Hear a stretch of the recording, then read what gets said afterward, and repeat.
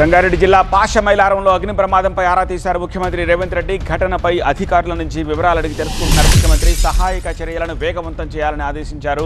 ప్రమాదంలో 5 కార్మికులు సజీవ దహనం కాగా 14 మందికి తీవ్ర గాయాలయ్యాయి. బాధితుల్ని ఆసుపత్రులకు తరలించే చికిత్స అందిస్తున్నారు.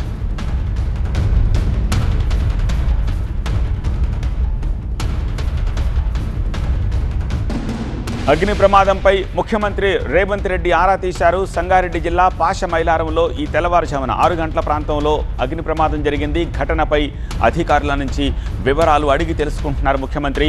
సహాయక చర్యలను వేగవంతం చేయాలని అధికారులను ఆదేశించారు. ప్రమాదంలో 5 కార్మికులు సజీవ దహనం కాగా 14 మందికి తీవ్ర గాయాలయ్యాయి. బాధితులు ఆసుపత్రుల్లో చికిత్స పొందుతున్నారు.